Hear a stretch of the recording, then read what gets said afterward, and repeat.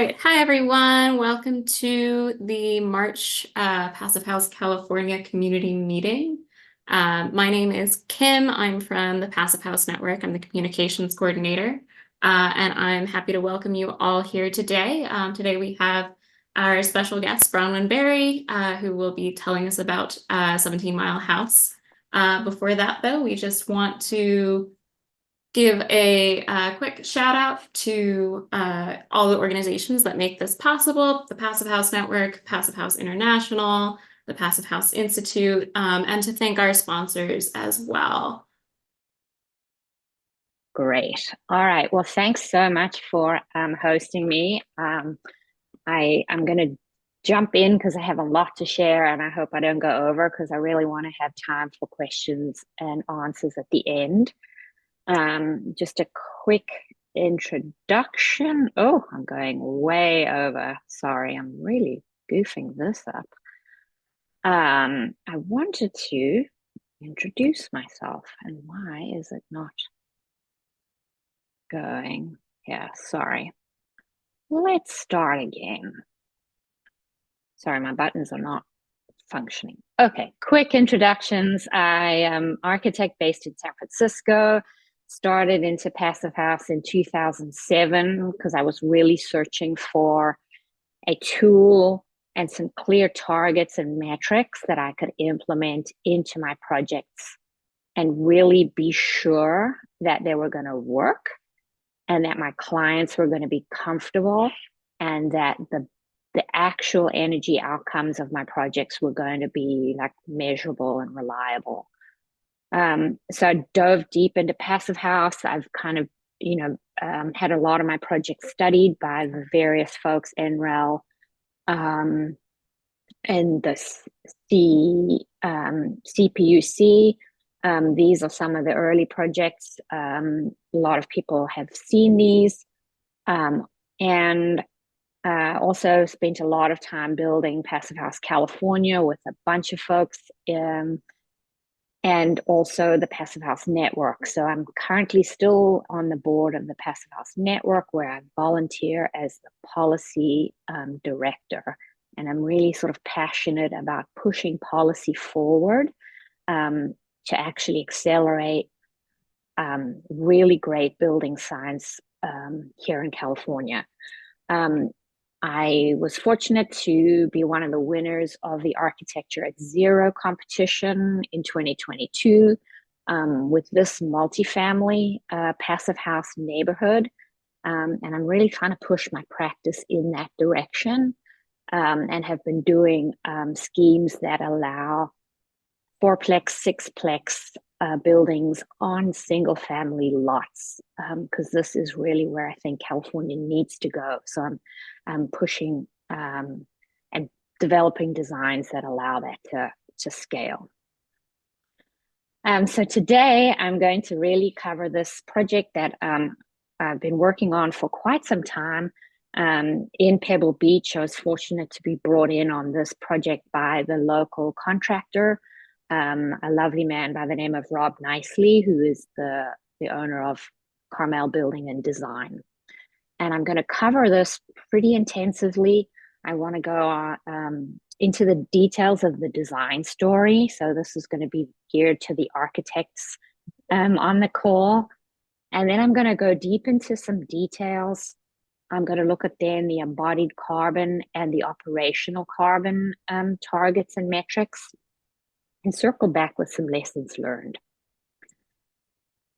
And first off, though, I want to really be clear. None of this, I haven't done any of this on my own. This has been a really fabulous team, starting with some excellent clients who really have allowed me to really push some design parameters here, been brave enough to allow our whole team to go in some pretty interesting design directions.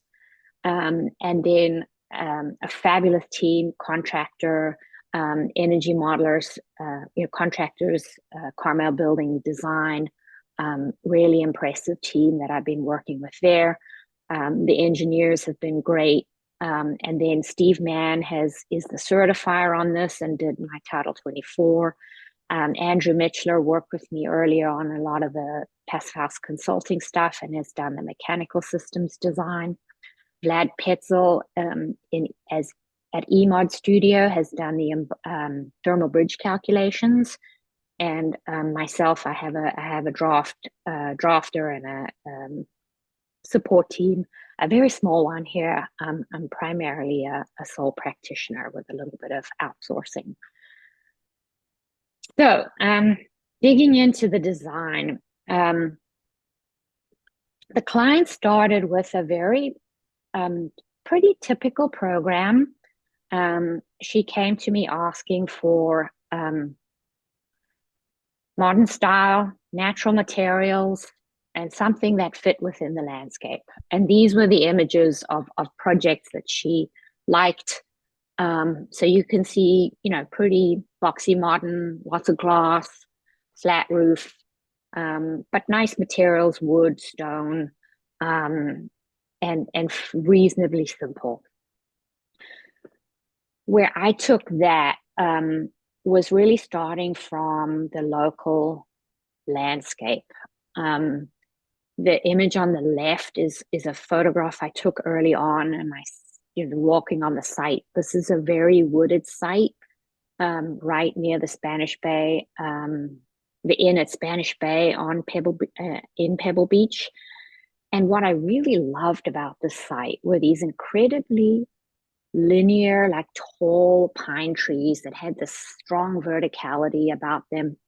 And then the oak trees on the site have these because of the way the soil is on the site, they kind of grew very horizontally. So there was these strong vertical and horizontal features on the property.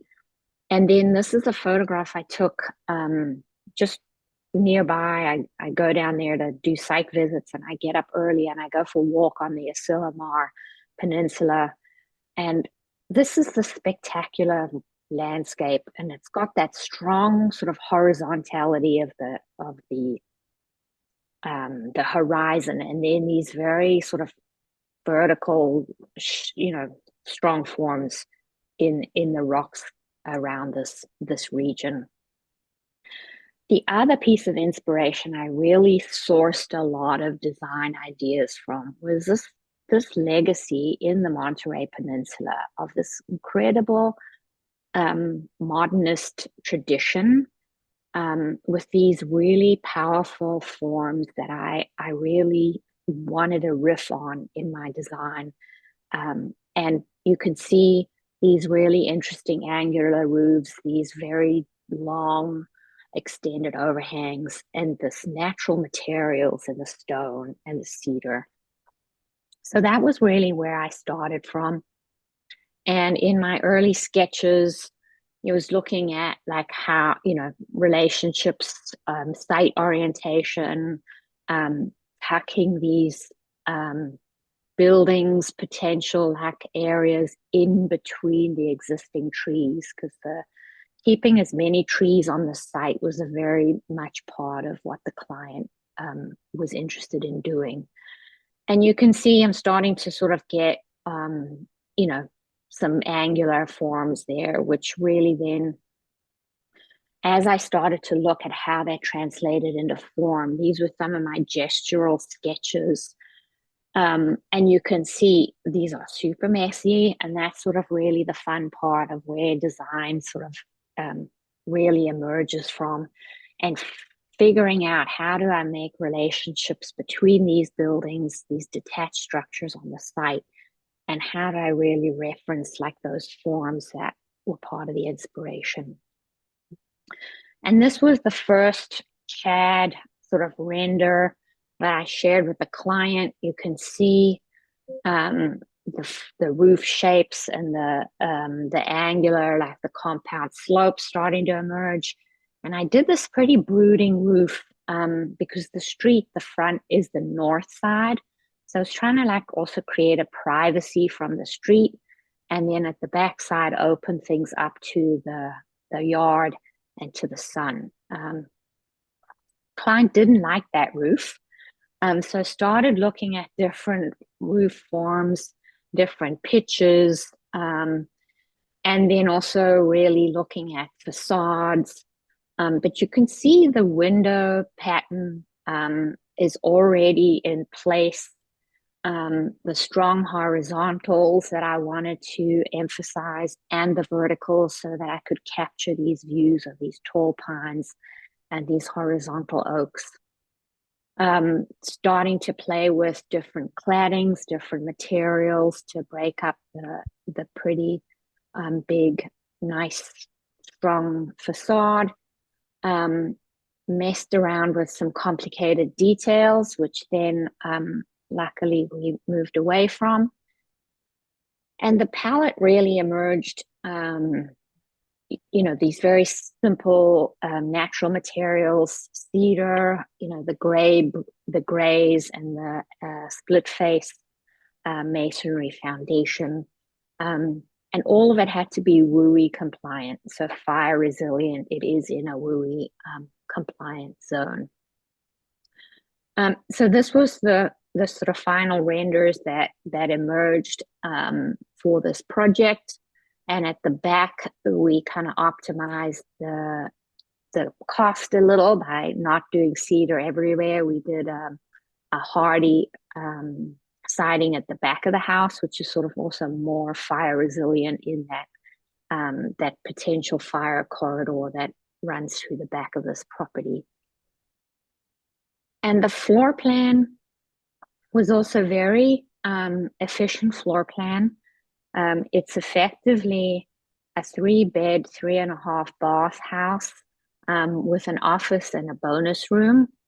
So it could potentially be a 4-bed, 3.5-bath house. And very not an excessive footprint. The owners were adamant about not wanting to be, they did buy the property with a 10,000 square foot pre-approved home plan on it with 3 huge big rotundas and a lot of wasted space. And they weren't interested in doing that kind of building. So you can see reasonably modest footprint for a home at this address. But it really gave us a lot of opportunity to do some awesome finishes and really great details. So this is a fairly recent photograph. I haven't got any really super recent ones, but this is sort of where you can start to see the shapes emerging, the sidings going on, and you can see the detailing that kind of has evolved from those design explorations.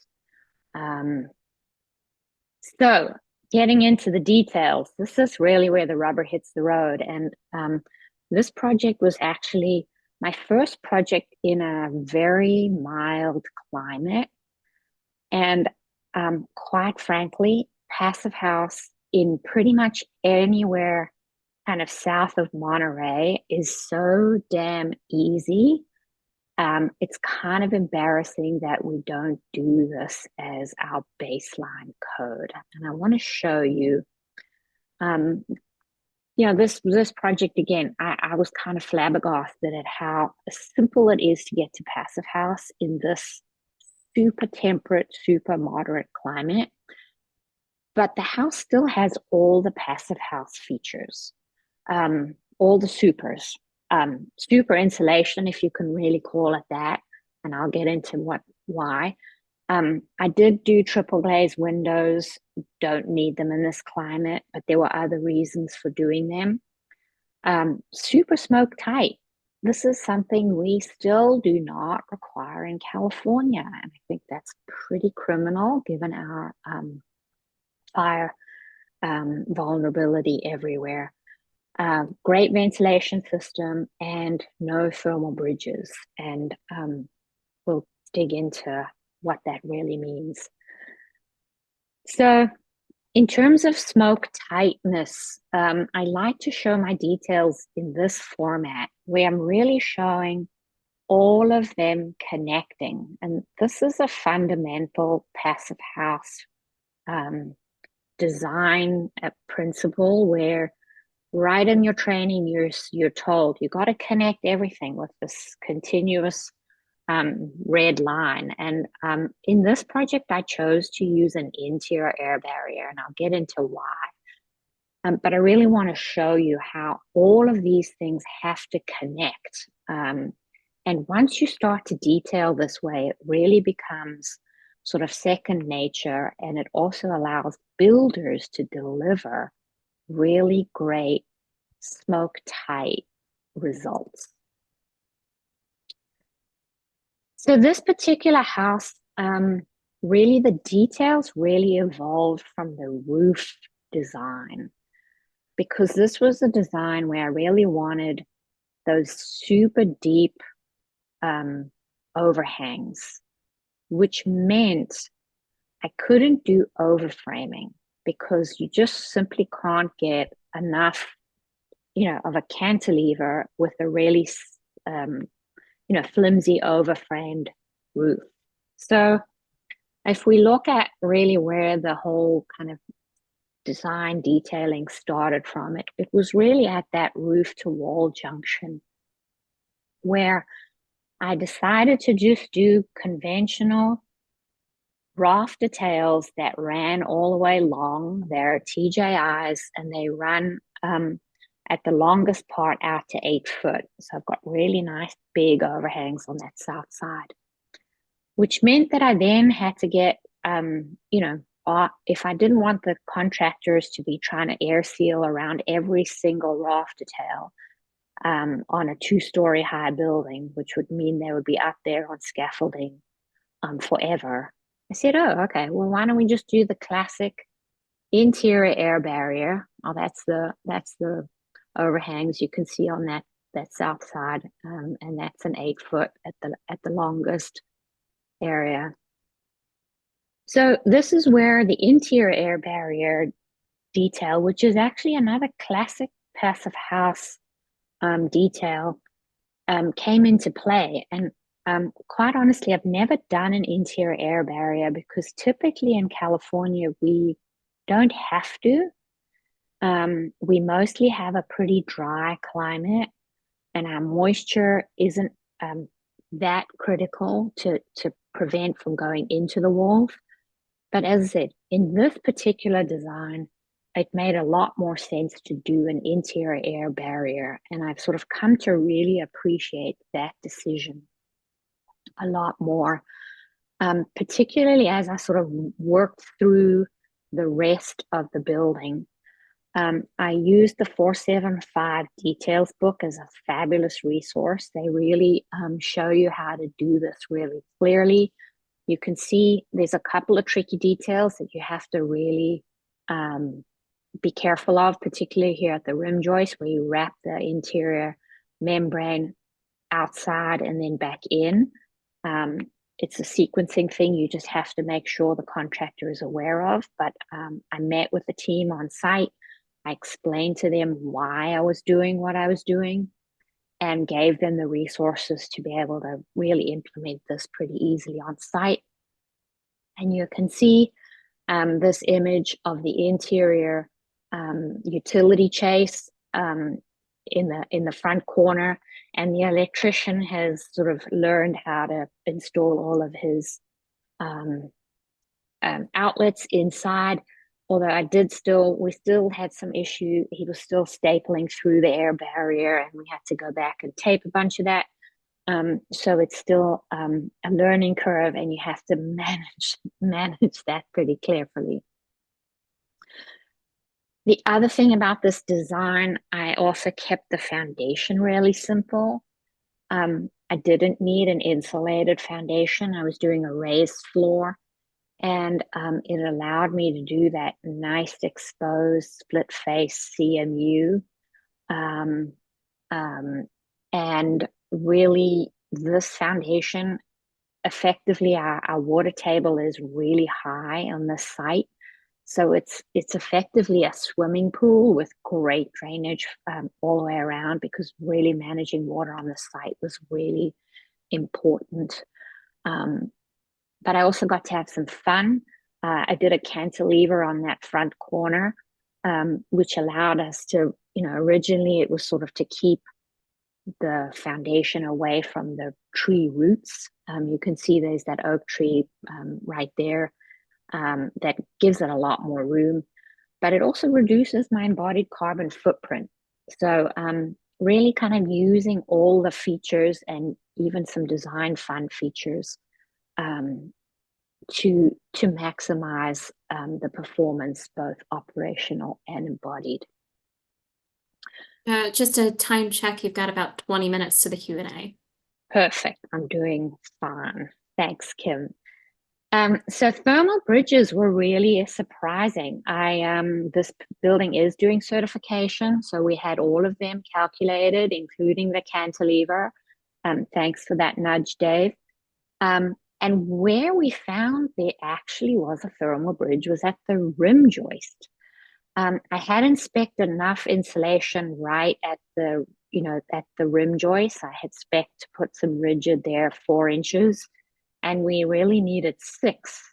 And had I not done this thermal bridge analysis, we would have potentially had condensation happening there and mold and rot at a place where it was nicely hidden from sight, and you would never have known it was happening until it was really too late. So really came to appreciate thermal bridge analysis on this project. I want to just whip through the balanced energy recovery ventilation design. I made sure that all of it was feasible, kept it all within the architecture. This was my schematic. We're using a Brink on this one. It's a pretty new machine that's come into the market, and we are using energy recovery ventilation. So for the performance, as I said, passive house in this climate is exceptionally easy, except for the detailing. You'll see my walls are R19.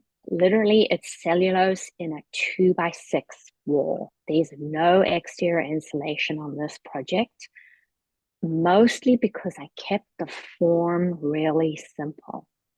If I'd done a very complicated articulated form, I may need exterior insulation, but I kept a very simple architectural form, and we really, that just makes it all simple.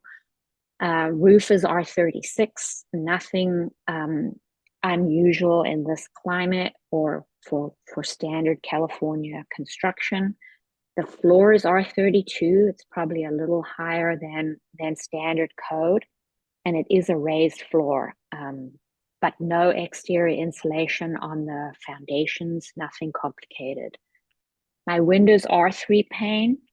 I chose this particular window manufacturer who only is making triple pane at the moment because they're made in Kansas and they're passive house certified windows. They're all wood with a wood fiber insulation in the frame, and they're stunning. So cost-wise, they are about the same as a Marvin or an Anderson for this project. So really, again, not necessary for passive house, but I picked them for all sorts of other reasons. And then, of course, the building is all electric. And you can see from my PHPP verification tab, I'm so well underneath the criteria in pretty much all the categories. And we're, the only thing we need to verify is this airtightness. I'm pretty confident that Carmel is going to meet that. If we look at this compared to Title 24, this is the Title 24 report for this project. My heating demand and cooling number is very different. They're in KTDV per square foot per year, which I have no way of translating those into any metric that is even on my PHPP or is even measurable. And I think this is my sort of ongoing frustration with Title 24. I appreciate it as a compliance checklist, but I find it very non-user friendly for the design professionals who have just doesn't have any transparency for my projects. I can't really use it as a design tool. It doesn't require smoke tightness testing. It doesn't require condensation risk assessment. There's no penalty for fossil fuel use at the moment, and it's functionally not measurable. So it says EDR 1.2, whatever that means, and I'm percentage improvement. I'm at 15%, but there's some weird thing about the space cooling at minus 144. Again, zero transparency. It's a very opaque certification process that I'm still a little bit frustrated by that. So embodied carbon, I think a lot of people are really wanting to look into this, and I did get the opportunity to do this. Steve Mann did the work here, so full credit to him. We used the PHribbon. This is a new tool that the Passive House Network employed the developer of this tool. He's a UK software developer who developed this tool for the UK market. We went to him and said, hey, we want this tool translated for the US market. And he did the adjustment. It now works for using the EC3 database for all the EPDs for materials. It uses the EPA grid source emissions matrix, and the back end for the operational is the PHPP. So it's a plugin for the PHPP, which allows us to look at operational and embodied carbon in the same tool, which I found incredibly insightful. So we ran 4 scenarios. You can see these 4 bars here represent the scenarios.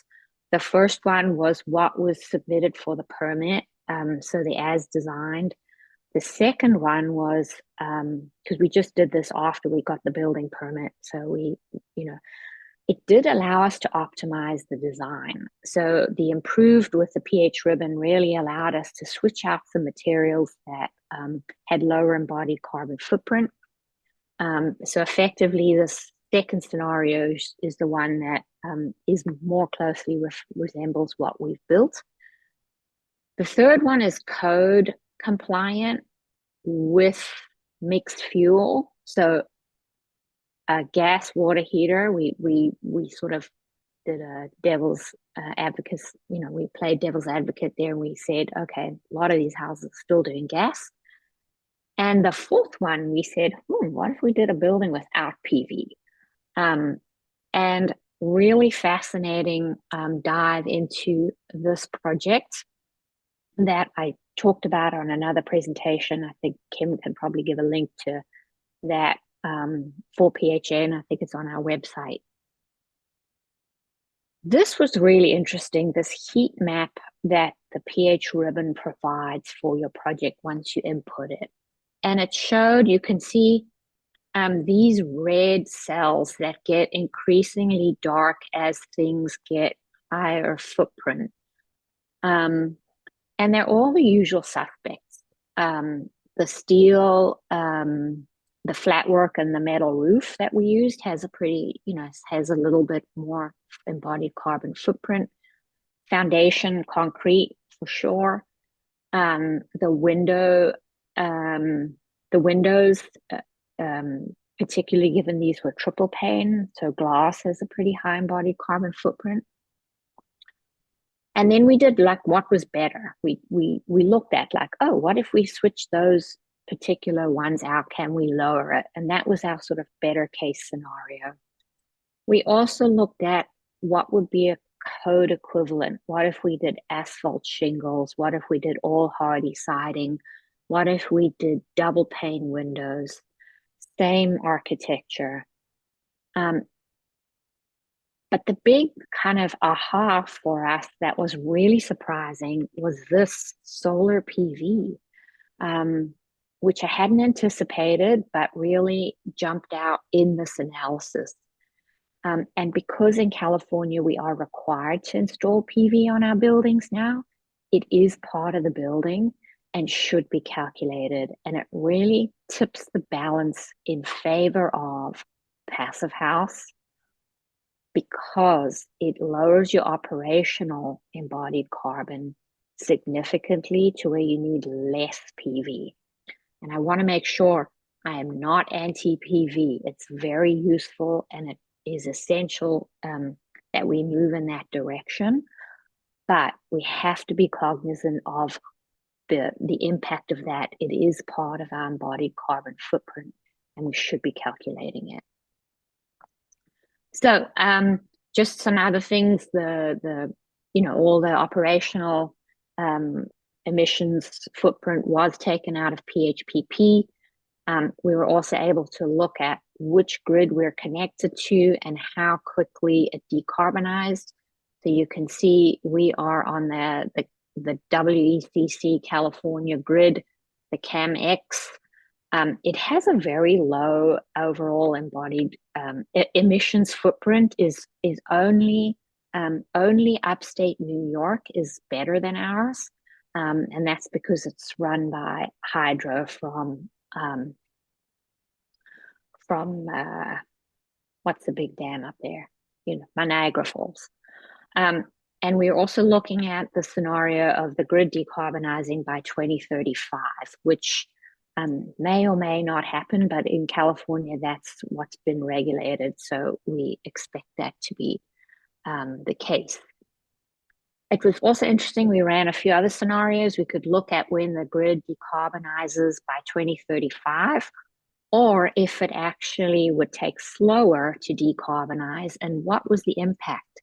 And quite fascinatingly, it didn't make a huge difference in this particular analysis. And I think that is because it's a small building. It's already super efficient. So it didn't have a massive impact. So I'm already at my lessons learned. I'm doing all right here. I want to really, it's been really interesting to reflect on this building and figure out like what what I've learned, because every project I work on in California, you learn something. I think that's the sort of the amazing thing about passive house design is like there's so many rabbit holes you can go down, and each one of them has a rabbit, which isn't the case in many other ways of looking at buildings. So I think that a big one for me, this particular design, I really sort of maximized my glazing on those doors at the back, more just because I wanted to have it's sort of like an architectural bravura feature. The manufacturer could make them, the builder could install them. The house just looks spectacular with them. It looks out to this big wooded, awesome yard. But I think I kind of over-indexed on them a little bit, and they are going to have some hardware issues over time. So probably won't go there again, or will modify them with a transom window and just make them a little more structurally stable. The interior air barrier on this project, I, as I say, never had done one before, because typically in California, we can get away with having our bulk moisture barrier, our exterior air bulk moisture membrane also serve as our air barrier.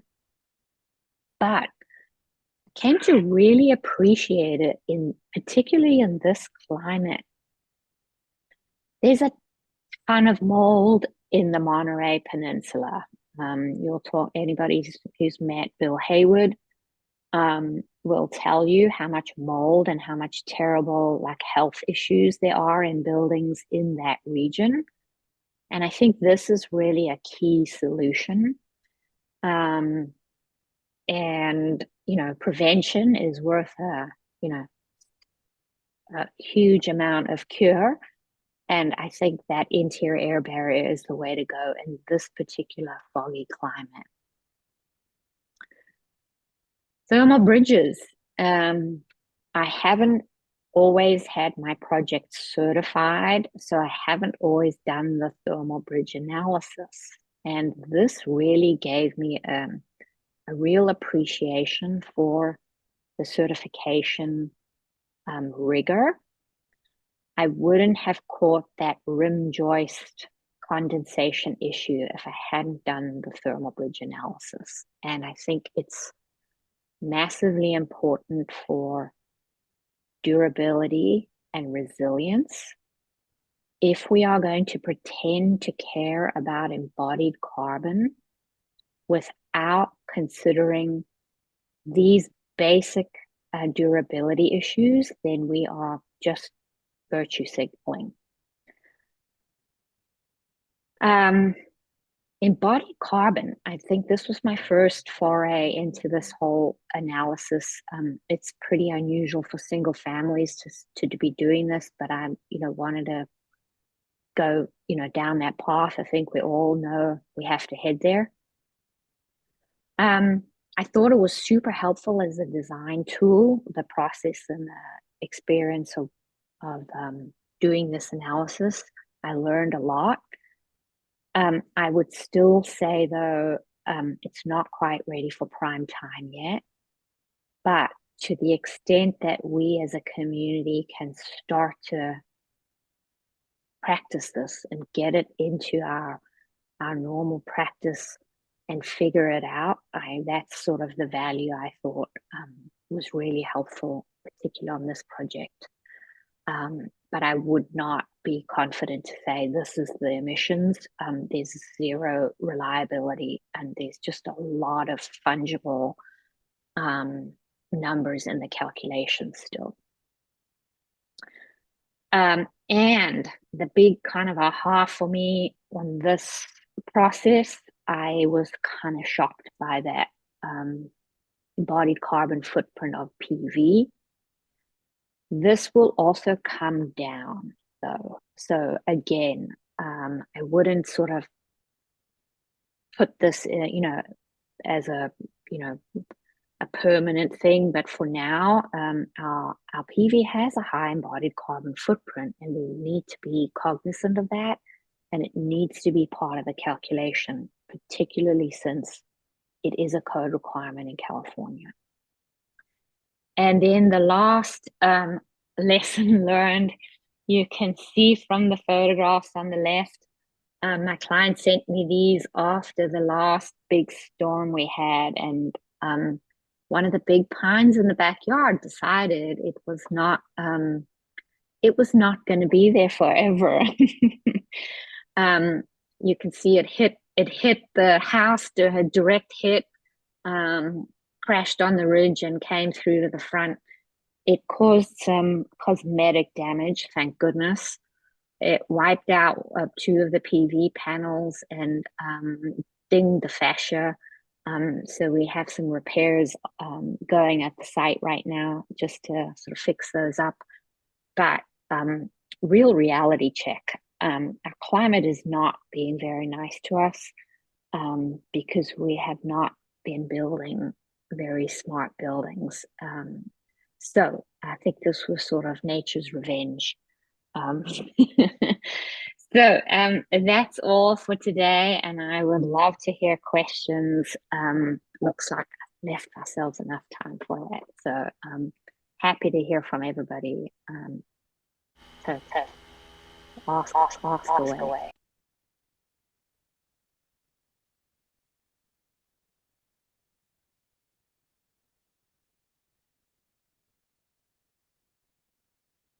Okay, looks like everybody's muted.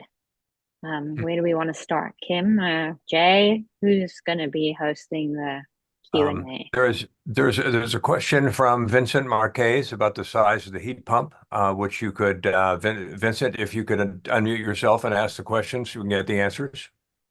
Yes, my question was, you mentioned the Title 24 and how that's not exactly what you use, and I find that typically you get like you have an obligation from Title 24 on what size of heat pump you need to install, and then you get the analysis more precise by your HVAC consultant, and then you get your PHPP kind of output, which you can stretch for size and climate. And I was wondering if those were three different numbers and what you ended up using. I have to confess, Vincent, thanks for the question. I totally agree with you on those three different, it always happens that way. This particular project, my heat pump water heater was kind of problematic because I had a detached studio. So we really, and because I put let me find hold on, I'm going to go back to. And so just to be just to clarify, I was speaking about the heat pump for heating and cooling. Oh, the heating and cooling. Oh, it's tiny. Honestly, this project, the loads are so low, I literally can't find equipment that actually meets that. I have a 1 ton ducted mini split inside here, let me see if I can find that. Here we go. Can you see my screen? I have a 1 ton ducted mini split. It's inside the attic in this sort of bonus room. It's distributing. We've got a separate ducting system for it. I didn't integrate it into the ventilation system just because my room loads were quite different from the north to the south. Honestly, that's the real challenge still with Passive House. Pretty much everywhere, we don't have the right sized equipment for the super low load buildings, and I'm anticipating that those will change over time. We also know in our embodied carbon footprint analysis that here you can see on this graph here, these bump ups in the embodied carbon footprint are anticipated mechanical systems repairs or reinstalls. So how, to the extent that we can either reduce or eliminate as much of the mechanical equipment in our projects as possible, we can also reduce the embodied carbon footprint, because they're the big step ups that they're ongoing. So for maintenance, repair, replacement, I hope that sort of peripherally answers your question, Vincent. It does. I'm just wondering if it was able to pass inspection with such a small heat pump, because an inspector would regard this as too small for this size building. Honestly, I'd have to ask the contractor on that. We haven't seemed to have any issues with the inspectors on this project. I have on other projects, and I typically include a whole Passive House sheet in my permit set with the heating and cooling load calculations. So they did review that at the permits set, and so far nobody's given me pushback on it. So, but yeah, it's a big gap in our. I'm now using a mechanical engineer in Massachusetts for my other projects for mechanical systems design, because he lives in a Passive House. He's a mechanical engineer. He trusts the PHPP numbers. So many of the standard mechanical engineers here in California oversize everything. don't trust the PHPP numbers, and they should, because this mechanical equipment is overkill for passive house.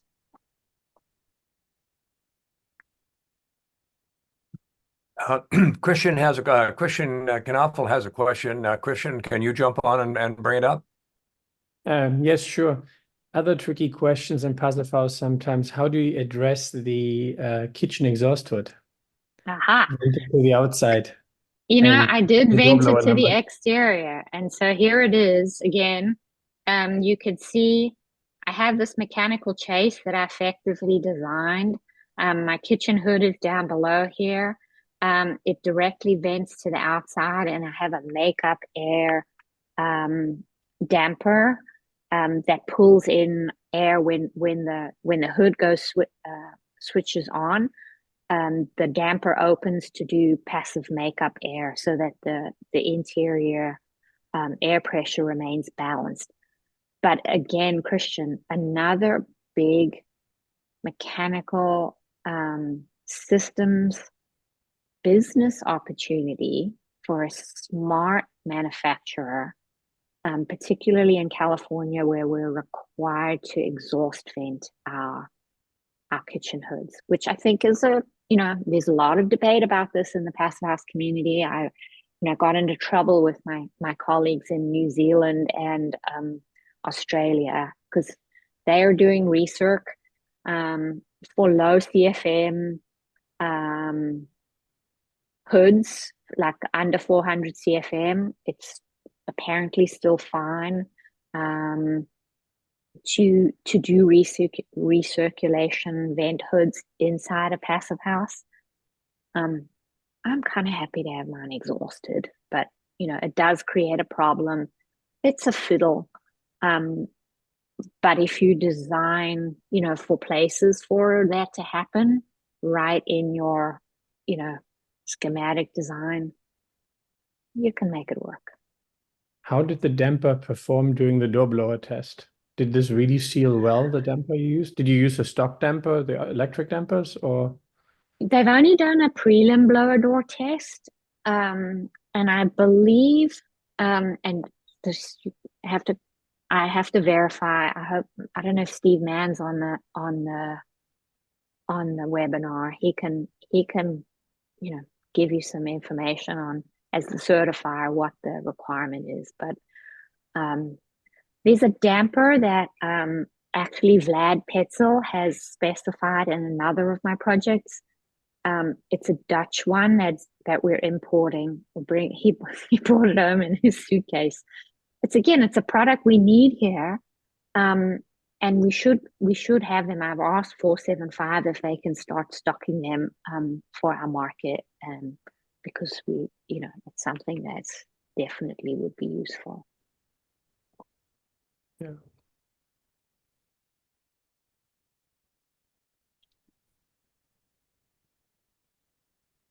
Right. Anybody else? Vincent, you have one other question about the membrane on the second floor? Yes. First, I have a quick question on the technical cavity, because the inside technical cavity is something that I'm doing on a retrofit project at the moment, and I see that you're using shallow electrical boxes, and that's great. But is that I'm assuming this is a pretty wealthy client, and they have they like to have the fancy switches. Those tend to be pretty deep. Or did you use 2x2 or 2x3, and then were you able to kind of install all of your exterior wall outlets and switches in those shallow boxes? Yeah. We haven't seemed to have a problem with this. Again, this would be a great question for the contractor, since I have not been, directly involved. We're using, the furring is 1x material. It's actually no, it's 2x. It's 1.5 inches. So the shallow boxes, there is a little bit of give in the the cellulose at those junctions. You can kind of push it in just slightly, and so far it hasn't been a problem. This is pretty standard operating procedure. on the East Coast for Passive House. It's just something that you have to, meet with the contractor. I did have to, literally, Rob asked me to come down and talk to his crew about this detail because they were sort of scratching their head going, why the hell is she making us do this? They've done a bunch of passive houses. And, she's like, God damn it, she's making it hard. And I was like, hey, this isn't that hard. And I'm actually doing it for you because otherwise every one of those raft details, you'd be having this air seal around them. And once I showed them, 475 does these beautiful illustrations with photographs on how to do this when you're framing. You just run the membrane over the top plate of the first floor when you've got that stood up before you stick the floor joist on. So you've got a big flap of the Intello hanging out over, and then you flap it back up when you stand up the second floor walls, and then you connect them once you've got it all framed up. It's not that hard. It's just a sequencing detail, and just sort of a new way of doing something not that complicated. And so that means that you install your insulation through the outside of the house after you finish that part? Nope. The insulation is through the membrane. You can't see this. I'm not sure if it was oh, it's blown in through the membrane. It's blown in through the membrane. It's just like standard cellulose bib insulation, but your bib now serves as your air barrier. So you're already putting a bib in it if you're using cellulose. You're just using a bib that's also airtight, and you're sealing the cracks. So effectively, it shouldn't be additional cost because you're already doing it for your cellulose.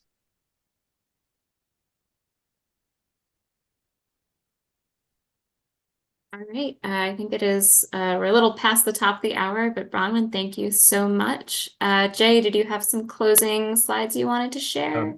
Cyril, are you preparing to do the closing thing, or shall I run it? No, you can do it, Jay. Go for it. Okay.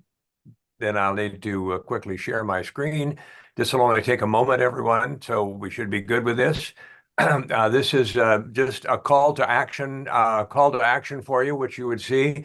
And the call to action is in fact to support the Passive House California and the implementation of Passive House, and you can do it by joining Passive House. You can sign up for the newsletter. There's an individual professional membership, organization company membership, sponsor. You can become a donor or volunteer, and we're in the process of coming up with a supporting membership, which doesn't have all of the same benefits, but is less expensive. We're working on that. And so thank you all for attending. It's passivehousecal.org. If you want to find someone or something like that, get some help, just go to info@passivehousecal.org, and all the board members are copied, so we will get back to you on that. Thank you for your time and attention. You get an opportunity. You're here, you're learning, you get to be the difference. The only light bulb in this group of light bulbs that is actually lit itself is this one, but it really is influencing the light bulbs around it. So thank you for your time and attention. We'll be doing another one monthly. This is great. Kim, thanks for putting it together, and Cyril for running it, and Bronwyn for your presentation. Great, yeah, and thank you, Jay, and thank you everyone for being here. And we'll be excited to get back to this next month. So I hope everyone has a great day.